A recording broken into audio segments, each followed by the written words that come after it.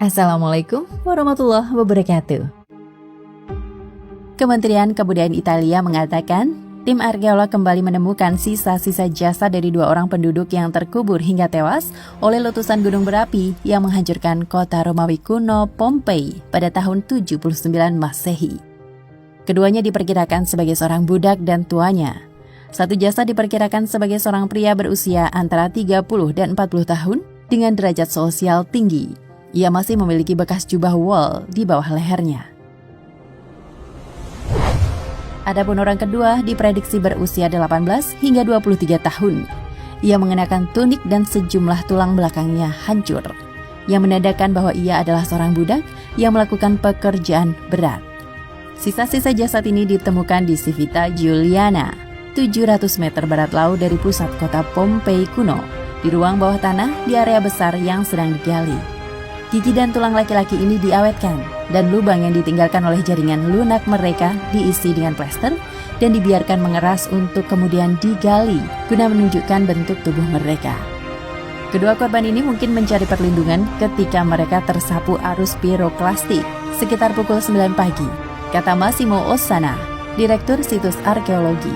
Dikutip dari CNN, ini adalah kematian karena panas, seperti yang juga ditunjukkan oleh kaki dan tangan mereka yang terkepal, ucap Ossana.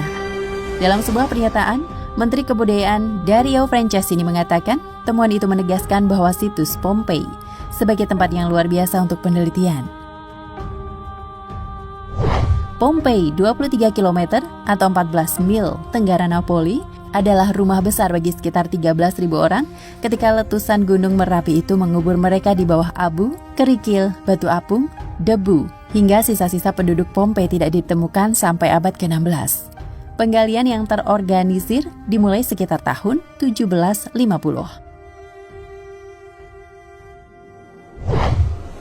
Hancurnya kota Pompei dihubung-hubungkan dengan kisah kehancuran yang dialami umat Nabi Lut di kota Sodom. Menurut Al-Quran, umat Nabi Lut dimusnahkan oleh Allah Subhanahu wa Ta'ala dengan dihujani batu belerang panas secara bertubi-tubi karena perbuatan maksiat mereka yang melampaui batas. Umat Nabi Lut kala itu hampir semuanya melakukan penyimpangan seksual, seperti menyukai sesama jenis, saling berbagi istri, dan tidak mau diajak bertaubat oleh Nabi Lut. Sampai murka Allah turun dan menghancurkan kota Sodom, sampai tak tersisa. Hanya Nabi Lut saja dan pengikutnya yang selamat dari kehancuran tersebut. Hal serupa dialami kota Pompei, di mana kehancuran kota tersebut nyaris sama dengan kehancuran kota Sodom. Catatan sejarah menyebut bahwa di kota ini marak terjadi perilaku seksual menyimpang, seperti pada masa Nabi Lut. Pelacuran, rumah-rumah bordil sudah tak terhitung lagi jumlahnya di kota tersebut.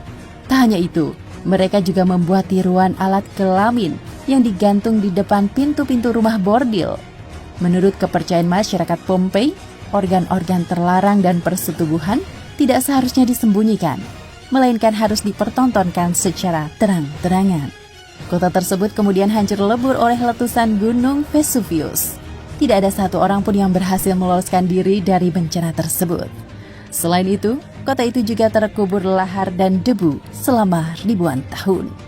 Wallahu a'lam bishawab.